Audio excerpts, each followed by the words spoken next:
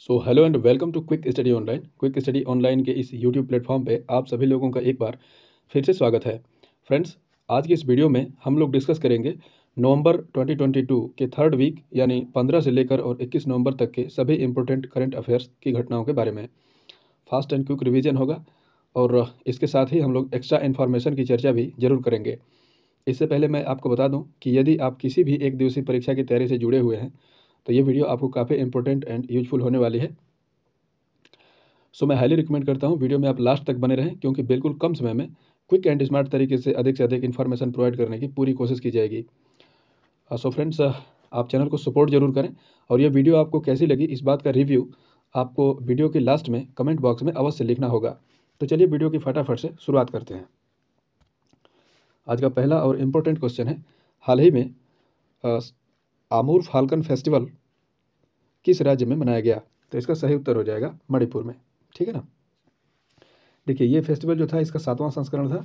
इसकी बात करें तो पहला संस्करण वर्ष 2015 में शुरू किया गया था। ठीक है। और आमूर फाल्कन ये मुख्य रूप से एक बाज की प्रजाति है जो मणिपुर में राजकीय पक्षी के रूप में जाना जाता है और इसी के प्रति लोगों में संरक्षण एवं जागरूकता पैदा करने के लिए प्रति वर्ष ये फेस्टिवल मनाया जाता है। बात करें यदि मणिपुर के अन्य फेस्टिवल्स की, दो फेस्टिवल और बता देता हूँ। देखिए, मणिपुर में एक उखरूल जिला है, ठीक ना। इसमें अभी हाल ही में कजाई लेमन फेस्टिवल आयोजित किया गया था और मणिपुर से ही संबंधित एक और फेस्टिवल है सिरुई लिली महोत्सव। ठीक है ना, तो याद रखिएगा। अब बात करें यदि मणिपुर के बेसिक इन्फॉर्मेशन की, तो देखिए, मणिपुर की राजधानी है इम्फाल और इसी इम्फाल में भारत की पहले स्पोर्ट्स यूनिवर्सिटी की स्थापना की जाएगी। ठीक है। और कुछ ही समय पहले भारतीय रेलवे द्वारा इसी मणिपुर में भारत का पहला पियर ब्रिज बनाने की घोषणा की गई थी और मणिपुर के इम्फाल को भारतीय रेलवे द्वारा मालगाड़ी रेल सेवा से जोड़ा गया था।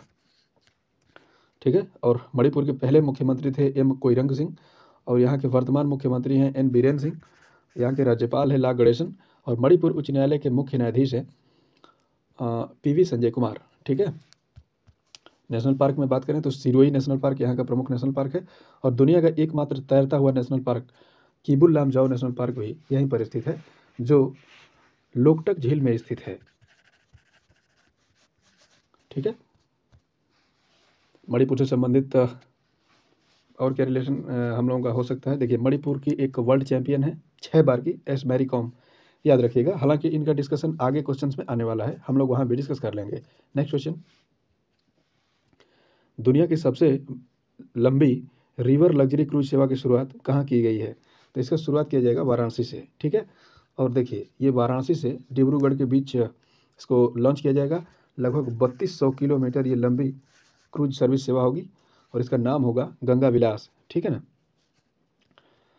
तो क्रूज सर्विस का मतलब ये जान लीजिए कि सिंपल भाषा में यदि कहें तो पानी की जहाज से यात्रा की सेवा होगी। ठीक है। चलिए, तो अब वाराणसी के बारे में जान लेते हैं।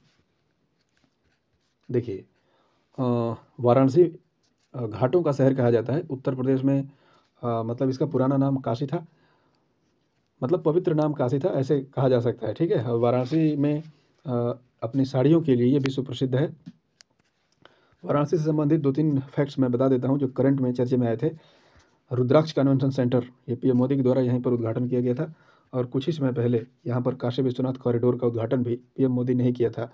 साथ में आपको यह भी बताते चले कि पीएम मोदी का निर्वाचन क्षेत्र भी वाराणसी उत्तर प्रदेश ही है और यहाँ पर जो एससीओ है, एससीओ की पहली पर्यटन और सांस्कृतिक राजधानी के रूप में भी वाराणसी को ही चुना गया है और वाराणसी में काशी तमिल संगम महोत्सव का आयोजन यहाँ पर किया जाएगा, मतलब किया नहीं जाएगा, शुरू हो गया है ऐसा माना जा सकता है। ठीक है। हालांकि इस क्वेश्चन की डिस्कशन आगे भी आने वाली है तो हम लोग इस चीज़ को वहाँ से विस्तार से जानेंगे। नेक्स्ट, आसियान के सदस्य देशों ने अपने 11वें सदस्य के रूप में किसे अपनी सैद्धांतिक सहमति दे दी है? तो इसका सही उत्तर हो जाएगा पूर्वी तिमोर। ठीक है। देखिए, हाल ही में ना कंबोडिया में एक आसियान की बैठक आयोजित की गई थी, उसमें पूर्वी तिमोर को अपने 11वें सदस्य के रूप में सभी सदस्यों ने मान्यता दी है। ठीक है। देखिए, बात करें यदि आसियान की, तो देखिए आसियान का फुल फॉर्म होता है association of south east Asian nation. ठीक है। मुख्य रूप से अगर दक्षिण पूर्व एशियाई की बात करें, दक्षिण पूर्व एशियाई देशों की, तो 10 सदस्यों ने मिलकर आसियान की स्थापना की थी। इसकी स्थापना वर्ष 1967 में की गई थी और हेडक्वार्टर इसका जकार्ता इंडोनेशिया में स्थित है। ठीक है ना। तो इन्हीं 10 देशों के द्वारा पूर्वी तिमोर को सैद्धांतिक मंजूरी 11वें सदस्य के रूप में मिल गई है। ठीक है, बात करें तो पूर्वी तिमोर की, तो देखिए यहाँ पर मैप तो मैं लगा नहीं सका, लेकिन मैं आपको बता देता हूँ। देखिए ये जो ऑस्ट्रेलिया का लोकेशन है, ऊपर न्यू पापुआ गिनी है, तो ऊपर न्यू पापुआ गिनी से नीचे यहाँ पर पूर्वी तिमोर सागर है और अराफुरा सागर है। इन्हीं दोनों के बीच में पूर्वी तिमोर एक छोटा द्वीपीय देश है। इसकी राजधानी है दिल्ली। ठीक है, तो याद रखिएगा। अब और क्या कर सकते हैं, आसियान के बारे में मैंने आपको बता दिया ना। चलिए नेक्स्ट। फ्रेंड्स, यदि चैनल पर आपकी पहली विजिट है तो आप चैनल को सब्सक्राइब करके और बेल आइकन जरूर प्रेस कर दीजिएगा। वीडियो यदि आपको अच्छी लग रही है तो वीडियो को लाइक, शेयर और कमेंट करना ना भूलें। आप हमें सपोर्ट जरूर करें। धन्यवाद। वीडियो की पीडीएफ के लिए टेलीग्राम के सर्च बॉक्स में डायरेक्टली आप क्विक स्टडी ऑनलाइन टाइप करके और वीडियो की पीडीएफ आसानी से प्राप्त कर सकते हैं। नेक्स्ट, हाल ही में इंडियन बायोलॉजिकल डेटा सेंटर का उद्घाटन कहाँ किया गया? तो इसका सही उत्तर हो जाएगा फरीदाबाद, हरियाणा में। ठीक है, ये इंडियन बायोलॉजिकल डेटा सेंटर होगा। टिपिकल क्वेश्चन है इसलिए मैंने ऐड कर दिया, इसको याद रखिएगा। अब बात करें यदि फरीदाबाद की, हरियाणा की, तो देखिए इसी फरीदाबाद में भारत का सबसे बड़ा प्राइवेट हॉस्पिटल अमृता हॉस्पिटल का उद्घाटन कुछ समय पहले पीएम मोदी के द्वारा किया गया था। ठीक है, और हरियाणा की बात करें तो हरियाणा के कुरुक्षेत्र में अंतर्राष्ट्रीय गीता महोत्सव का आयोजन किया जाएगा। ठीक है, और हाल ही में केंद्र सरकार द्वारा अभी हाल ही में एक इंडिया अग्री बिजनेस रैंकिंग जारी की गई थी। उसमें टॉप स्टेट के रूप में हरियाणा को ही चुना गया था। और हरियाणा के पंचकुला में 4th खेलो इंडिया यूथ गेम्स का आयोजन किया गया था। ठीक है ना। देखिए यहाँ पर यूनिवर्सिटी की भी बात आ गई है, तो मैं आपको बता दूं खेलो इंडिया यूथ गेम्स और खेलो इंडिया यूनिवर्सिटी गेम्स, ये दोनों में फ़र्क है। ठीक है, तो खेलो इंडिया यूथ गेम्स का चौथा जो संस्करण था वो हरियाणा के पंचकुला में आयोजित किया गया था। वहीं 5वां संस्करण का जो होगा उसकी मेज़बानी मध्य प्रदेश को दी गई है। वहीं खेलो इंडिया यूनिवर्सिटी गेम्स की बात करें तो इसका पहला संस्करण उड़ीसा में, दूसरा कर्नाटक और तीसरा उत्तर प्रदेश में आयोजित किया जाएगा। ठीक है, हम लोग बात कर रहे हैं हरियाणा की, तो देखिए हरियाणा की राजधानी है चंडीगढ़। मुख्यमंत्री यहाँ के मनोहर लाल खट्टर हैं, राज्यपाल बंडारू दत्तात्रेय हैं और हरियाणा उच्च न्यायालय के मुख्य न्यायाधीश हैं रविशंकर झा। ठीक है, लूर, मंजीरा और सांग यहाँ का प्रमुख लोक नृत्य है। और हरियाणा में सुल्तानपुर और कलेसर नेशनल पार्क यहाँ के प्रमुख नेशनल पार्क हैं। ठीक है, और एनीमिया मुक्त भारत सूचकांक में हरियाणा को टॉप स्टेट के रूप में गिना गया था। नेक्स्ट, रिलायंस ने देश का पहला मल्टी मॉडल लॉजिस्टिक्स पार्क कहाँ बनाए जाने की घोषणा की है? तो आपको बता दें कि ये चेन्नई, तमिलनाडु में स्थापित किया जाएगा और मुख्य रूप से इसमें 3 चरण होंगे। इसका पहला चरण वर्ष 2025 तक पूरा होने की उम्मीद है। देखिए इस क्वेश्चन का फिनोमेना कुछ ऐसे है। मैंने कुछ समय पहले आपको बताया था कि भारत का पहला मल्टी मॉडल लॉजिस्टिक्स पार्क ये असम में बनाया जाएगा। ठीक है, वहीं सबसे बड़ा मल्टी मॉडल लॉजिस्टिक्स पार्क ये गुजरात में बनाए जाने की घोषणा की गई थी।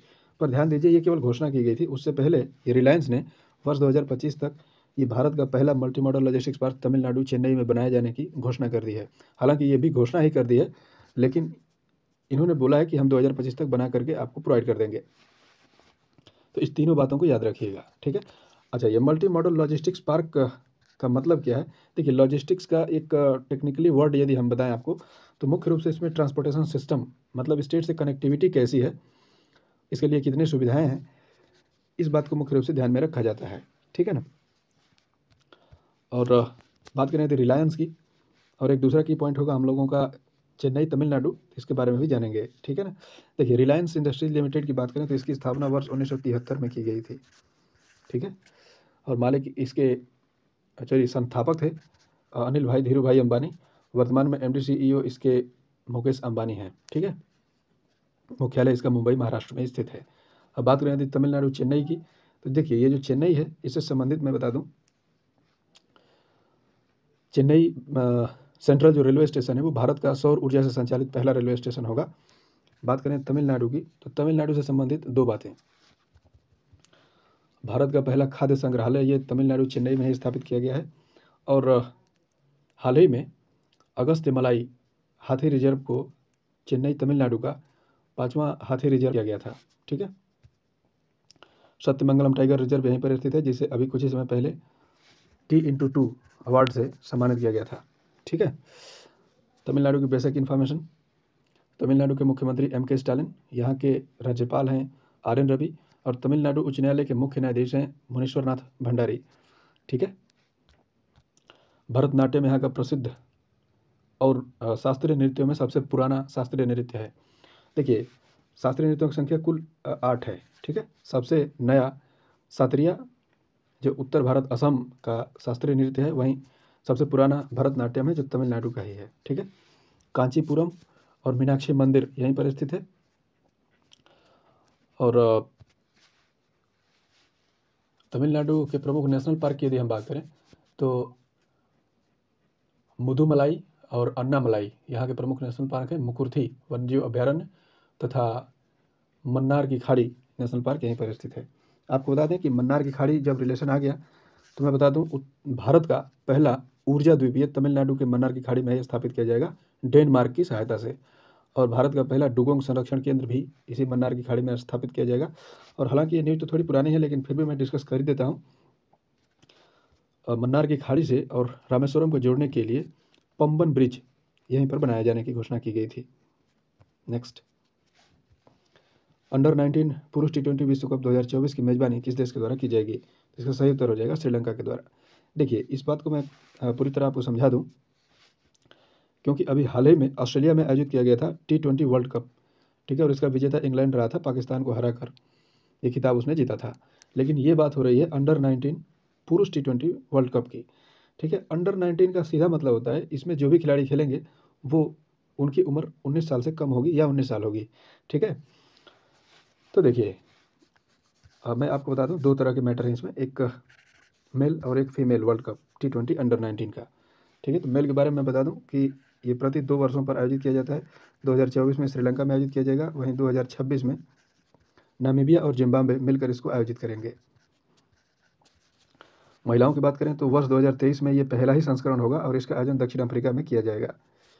ठीक है।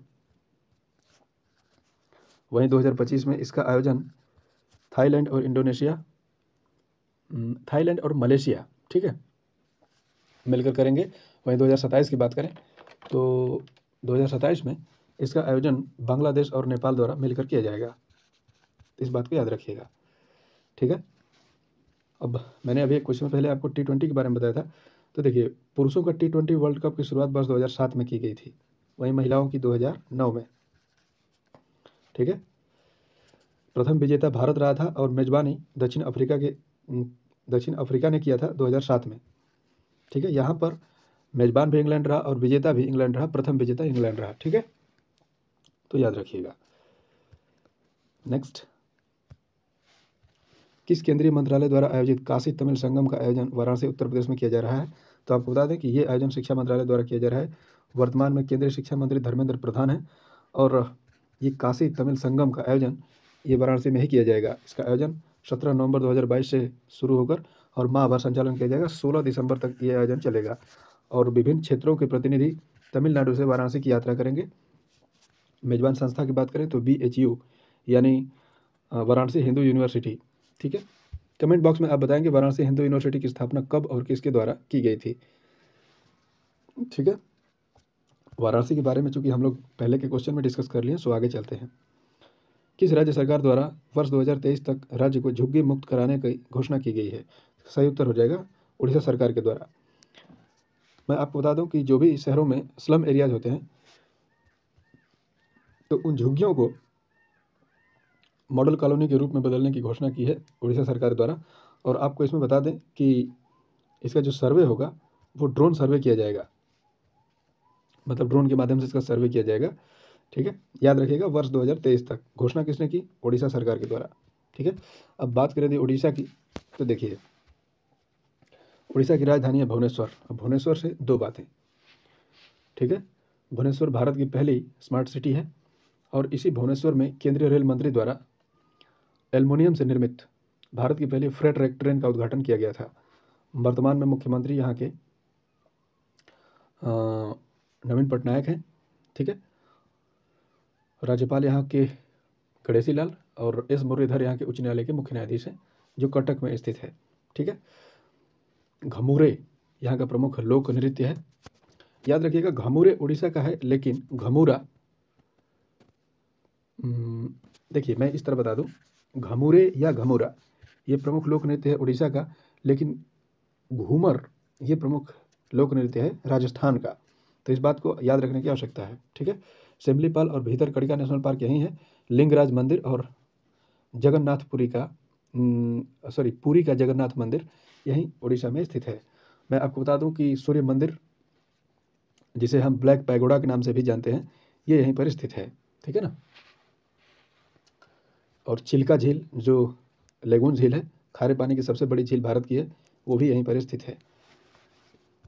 नेक्स्ट, किस राज्य सरकार द्वारा, ये क्वेश्चन हो गया ना। नेक्स्ट, हाल ही में किस राज्य में पेसा एक्ट लागू किए जाने की घोषणा की गई है, या फिर इसको फाइनली लागू भी कर दिया गया है? तो ये उत्तर हो जाएगा मध्य प्रदेश सरकार के द्वारा। देखिए, बात करें यदि पेसा एक्ट की, तो इसका फुल फॉर्म होता है panchayat extension schedule area act. ठीक है। इसकी स्थापना वर्ष 1996 में की गई थी, और मुख्य रूप से इसका उद्देश्य होता है जो पंचायती राज व्यवस्था है उसको ग्रामीण के जनजातीय क्षेत्रों में पहुंचाना और ग्रामीण जनजातीय समूह का उत्थान करना। ठीक है ना। तो ये सारी इन्फॉर्मेशन यहाँ से। बात कर लें मध्य प्रदेश की, तो देखिए मध्य प्रदेश की राजधानी है भोपाल, और इसी भोपाल को भारतीय रेलवे द्वारा नहीं, साई द्वारा, ठीक है, इट राइट स्टेशन का अभी हाल ही में प्रमाणन दिया गया है। इसी मध्य प्रदेश में भारत का पहला ई कचरा क्लिनिक स्थापित किया जाएगा, और मध्य प्रदेश के निकट हबीबगंज रेलवे स्टेशन का नया नाम रानी कमलापति रेलवे स्टेशन किया गया था, और ये भारत का पहला वर्ल्ड क्लास रेलवे स्टेशन होगा। मुख्यमंत्री यहाँ पे शिवराज सिंह चौहान है। अच्छा, मध्य प्रदेश के पहले मुख्यमंत्री कौन थे? तो पंडित रविशंकर शुक्ल। ठीक है। और वर्तमान मुख्यमंत्री कौन है? शिवराज सिंह चौहान है। राज्यपाल मंगू भाई छगन भाई पटेल, और मध्य प्रदेश उच्च न्यायालय के मुख्य न्यायाधीश हैं रवि मलिमथ। और मटकी और जवारा मध्य प्रदेश का प्रमुख लोक नृत्य है। मांडू महोत्सव, नमस्ते ओरछा महोत्सव, ये यहीं पर मनाया जाता है। ठीक है। मध्य प्रदेश भारत में सबसे ज़्यादा नेशनल पार्क वाला राज्य है। तो सभी नेशनल पार्क के बारे में तो नहीं, लेकिन एक national park, Kuno national park, आपने अभी हाल ही में खबरों में था, सुना था, नामीबिया से 8 चीते ला करके और इसी में छोड़े गए हैं। केंद्रीय पर्यावरण मंत्री के द्वारा इन चीतों की देखरेख के लिए चीता टास्क फोर्स के गठन की घोषणा भी की गई है। आपको बता दें कि इसकी देखरेख NTCA द्वारा की जाएगी। ठीक है। और NTCA की स्थापना वर्ष 2005 में की गई थी। कमेंट बॉक्स में आप बताएंगे कि प्रोजेक्ट टाइगर कब लाया गया था। ठीक है। चलिए ठीक है, मैं इसको बता देता हूँ। देखिए, प्रोजेक्ट टाइगर 1973 में लाया गया था। आपको कमेंट में बताना है कि प्रोजेक्ट एलिफेंट कब लाया गया था। ठीक है। मध्य प्रदेश से संबंधित करंट की 2-3 बातें। देखिए, मध्य प्रदेश जो MBBS का पाठ्यक्रम है उसको हिंदी में जारी करने वाला ये भारत का पहला राज्य होगा। ठीक है। और मध्य प्रदेश के उज्जैन में भारत की पहली वैदिक घड़ी की स्थापना की जाएगी। और मैंने बता दिया कि खेलो इंडिया यूथ गेम्स का 5वां जो संस्करण होगा वो मध्य प्रदेश में ही आयोजित किया जाएगा। ठीक है। सबसे बड़ा तैरता हुआ नेशनल पार्क ये जबलपुर में आयोजित बनाया गया है।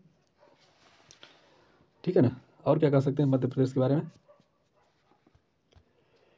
ठीक है। सबसे बड़ा बायोगैस संयंत्र ये मध्य प्रदेश में ही स्थापित किया गया है। भारत का पहला भूवैज्ञानिक संरक्षण केंद्र भी जबलपुर में ही स्थापित किया जाएगा। ठीक है। अब नेक्स्ट, नीति आयोग के पूर्णकालिक सदस्य के रूप में किसे नियुक्त किया गया है? इसका सही उत्तर हो जाएगा अरविंद विरमानी। ठीक है। देखिए, बात करें यदि नीति आयोग की, तो इसकी स्थापना 2015 में की गई थी। नीति यानी national institution for transforming India. जो भी प्रधानमंत्री होते हैं वो इसके वर्तमान अध्यक्ष होते हैं। सो इसके पहले और वर्तमान अध्यक्ष प्रधानमंत्री नरेंद्र मोदी हैं। अभी जल्द ही इनके उपाध्यक्ष की नियुक्ति की गई है, सुमन वेरी। ठीक है। और इसके CEO बने हैं परमेश्वरन अय्यर। ठीक है ना। और नीति आयोग द्वारा अभी जल्द ही एक गरीबी सूचकांक जारी किया गया था, जिसमें सबसे खराब प्रदर्शन बिहार का था। मतलब कहने का सिर्फ इतना है कि बिहार सबसे गरीब राज्य माना गया था उस रिपोर्ट में। ठीक है ना। तो नेक्स्ट, भारतीय ओलंपिक समिति यानी IOC के एथलीट आयोग की नई अध्यक्षा कौन? तो आपको बता दें कि इसका सही उत्तर हो जाएगा S मैरी कॉम। ये मणिपुर से बिलोंग करती हैं, 6 बार की वर्ल्ड चैंपियन है। वहीं इसके उपाध्यक्ष की बात करें तो अंचिता शरद कमल को चुना गया है और ये टेबल टेनिस के खिलाड़ी हैं, तमिलनाडु से आती हैं।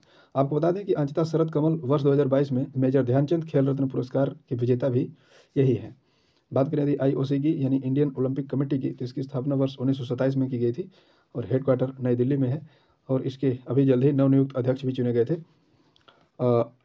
आदिल सुमरीवाला। ठीक है। अच्छा, इंटरनेशनली यदि ओलंपिक को रेगुलेट करने की बात करें तो देखिए इसकी स्थापना वर्ष 1894 में की गई थी। इंटरनेशनल ओलंपिक कमेटी की स्थापना वर्ष 1894 में लॉजेन स्विट्जरलैंड में इसका हेडक्वार्टर है और थॉमस बाक इसके अध्यक्ष हैं। ठीक है। नेक्स्ट, संयुक्त राष्ट्र द्वारा जारी रिपोर्ट वर्ल्ड पॉपुलेशन प्रोस्पेक्टस 2022 के अनुसार किस वर्ष तक भारत दुनिया में सर्वाधिक आबादी वाला देश बन जाएगा? तो वर्ष 2023 तक। देखिए अभी वर्तमान में दुनिया में सबसे अधिक आबादी वाला देश कौन है? चीन। लेकिन भारत में एक तरफ जहां तेज़ी से जनसंख्या दर बढ़ रही है, वहीं चीन ने अपनी विभिन्न पॉलिसी के तहत काफ़ी गिरावट दर्ज की है इसमें। तो पिछले समय एक रिपोर्ट के अनुसार बताया गया था कि वर्ष 2027 तक भारत चीन को पछाड़ते हुए दुनिया का सबसे सर्वाधिक आबादी वाला देश बन जाएगा, लेकिन इस रिपोर्ट में बताया गया कि वर्ष 2023 तक ही। आपको बता दें कि वर्ष 2047 तक भारत ने जनसंख्या स्थिरीकरण का लक्ष्य रखा है। ठीक है। यहाँ पर बात चूंकि जनसंख्या की हो रही है तो आपको मैं बता दूं। ठीक है। देखिए जनसंख्या के अध्ययन को ना डेमोग्राफी कहा जाता है। ठीक है। और भारत में पहली जनगणना 1872 में की गई थी लॉर्ड मेयो के शासनकाल में। वहीं पहली पूर्ण जनगणना की बात करें तो 1881 में लॉर्ड रिपन के शासनकाल में की गई थी। स्वतंत्र भारत की पहली जनगणना 1951 में की गई थी। प्रति 10 वर्षों पर जनगणना की जिम्मेदारी केंद्रीय गृह मंत्रालय को सौंपा गया है। ठीक है। और हाल ही में जो जनगणना आयुक्त हैं और महापंजीयक जनगणना आयुक्त हैं वो मृत्युंजय कुमार नारायण बने हैं विवेक जोशी के स्थान पर। ठीक है। अच्छा, आपको बता दें कि 2021 में जो जनगणना होने वाली थी इसका क्रम कौन सा था? ठीक है। तो ये ओवरऑल पूरे भारत की 16वीं जनगणना होगी और स्वतंत्र भारत की 8वीं। ठीक है। नेक्स्ट, अमेरिकी अंतरिक्ष एजेंसी नासा ने अपने चंद्र मिशन आर्टेमिस को कहाँ से लॉन्च किया है? तो इसका सही उत्तर हो जाएगा कैनेडी स्पेस सेंटर फ्लोरिडा से। ठीक है। देखिए ये जो अमेरिका का चंद्र मिशन था आर्टेमिस फर्स्ट, इसको लॉन्च कर दिया गया है। ठीक है ना। और जो आर्टेमिस शब्द है इसका अर्थ है चंद्रमा की देवी। ठीक है। अच्छा, आपको ये मालूम होगा कि 1969 में मिशन अपोलो के तहत चंद्रमा के तल पर पहली बार कदम रखे थे नील आर्मस्ट्रांग। तो ये जो मिशन था उसका नाम था अपोलो और अपोलो का अर्थ है सूर्य की देवता। ठीक है। तो इसीलिए अब आर्टेमिस नाम रखा गया है चंद्रमा की देवी का। ठीक है। बात करें तो नासा की, तो देखिए नासा ये अमेरिका की सरकारी अंतरिक्ष एजेंसी है। इसकी स्थापना वर्ष 1958 में की गई थी और मुख्यालय इसका वाशिंगटन DC में है और नेल विल्सन इसके अध्यक्ष होंगे। और नासा ने अभी कुछ ही समय पहले सबसे शक्तिशाली rocket SLS space launch system launch किया था। हालांकि अमेरिका की एक प्राइवेट एजेंसी है SpaceX। ठीक है। इसकी स्थापना 2002 में की गई थी और इसके द्वारा भी अभी हाल ही में SLS को पछाड़ते हुए सबसे शक्तिशाली रॉकेट क्या नाम था उसका, फॉल्कन हैवी लॉन्च किया गया था। ठीक है। ये एलन मस्क की कंपनी है जो दुनिया के सबसे धनवान व्यक्ति हैं। नेक्स्ट, पश्चिम बंगाल के नए राज्यपाल के रूप में किसे नियुक्ति मिली है? तो इसका सही उत्तर हो जाएगा CV आनंद बोस को। आपको बता दें कि इससे पहले जो पश्चिम बंगाल के राज्यपाल हुआ करते थे जगदीश मुखी, उनको अब भारत के उपराष्ट्रपति के रूप में पदभार दिया गया है। तब से ये पोस्ट खाली चल रहा था और इसके अतिरिक्त प्रभार के रूप में मणिपुर के जो राज्यपाल हैं ला गणेशन, उनको ये प्रभार दिया गया था। लेकिन फाइनली अब पश्चिम बंगाल के नए राज्यपाल CV आनंद बोस बन चुके हैं। नेक्स्ट, 41वें अंतर्राष्ट्रीय व्यापार मेले IITF की शुरुआत कहाँ की गई है? तो इसका सही उत्तर हो जाएगा नई दिल्ली प्रगति मैदान। ठीक है। इसकी शुरुआत मतलब 14 नवंबर से लेकर और 27 नवंबर तक की जाएगी। फोकस राज्य के रूप में याद रखिएगा केरल और उत्तर प्रदेश को चुना गया है और इसकी थीम है वोकल फॉर लोकल और लोकल टू ग्लोबल। ठीक है। देखिए यहाँ पर प्रगति मैदान की बात हो रही है तो इसमें अभी हाल ही में एक खबर चर्चे में आई थी केंद्रीय रसायन एवं उद्योग मंत्री मनसुख मंडाविया की ओर से इंडिया केम 2022 का आयोजन भी इसी प्रगति मैदान में किया गया था, याद रखिएगा।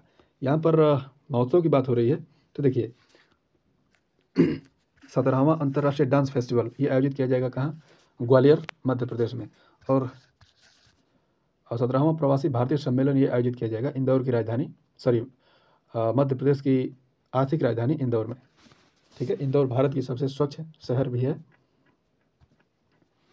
नेक्स्ट, विश्व की पहली मीडिया कांग्रेस का आयोजन कहाँ किया जाएगा? तो इसका सही उत्तर हो जाएगा अबू धाबी, यूएई में। 15 से 17 नवंबर तक इसका आयोजन किया जाएगा। मुख्य रूप से पत्रकारों के बीच एक अच्छी समन्वय के लिए इसका आयोजन किया जा रहा है। ठीक है, अब बात कर रहे हैं यहाँ पर यूएई की, तो देखिए यूएई में एक शारजाह शहर है। इसी शारजाह में 41वां अंतर्राष्ट्रीय पुस्तक मेला का आयोजन किया गया था और इसी मेले में ग्लोबल आइकन अवार्ड के रूप में भारतीय अभिनेता शाहरुख खान को चुना गया था। ठीक है, ठीक है ना, याद रखिएगा। और मैं आपको बता दूं कि यूएई के बारे में और क्या कह सकते हैं। देखिए यूएई की राजधानी भी अबू धाबी ही है और विश्व का पहला फ्यूचर म्यूजियम ये अबू धाबी में ही खोला जाएगा।